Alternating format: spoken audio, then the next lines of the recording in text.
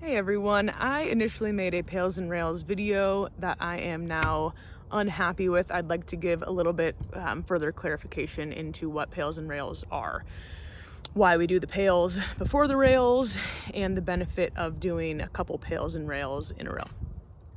So each side of a joint, when we're moving, we have the regressive side, which is getting smaller, and then the progressive side, which is getting bigger. You can kind of see this with the neck example. This would be the regressive side, and this joint side that's getting bigger is the progressive side. That is what Pails and Rails stand for: progressive angle isometric loading and regressive angle isometric loading.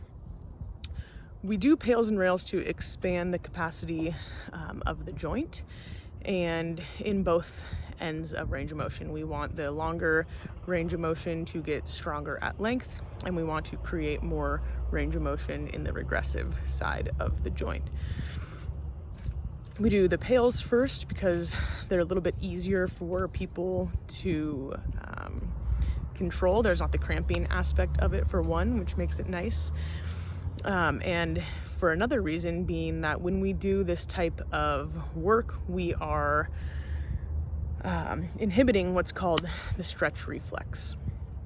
So what that means is that once we do a set of Pails and Rails, then we have access to a little bit more range of motion, and that's really where the juicy stuff gets into, because now that we have access to more range of motion, we can train tissues that we don't typically have access to in a day-to-day environment.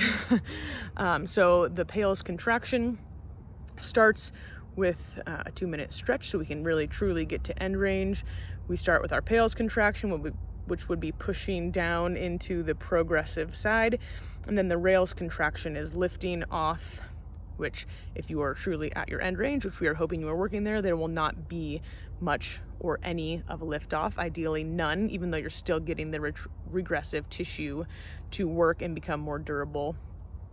So we do our Pails, pushing into the Pails contraction, and then our Rails is working into that regressive side. Oftentimes you get a cramp in this regressive tissue. I can talk a little bit about this, but I'll make another video explaining why that is.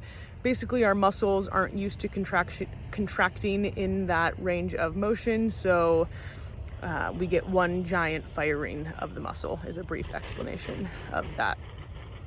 If we do 2 Pails and Rails contractions, we want to hold the extra range of motion that we've gotten from the first Pails and Rails contraction, so that we have, again, more access to the inhibited stretch reflex range, and then we can get some work done in ranges of motion that we don't typically have access to, like I said.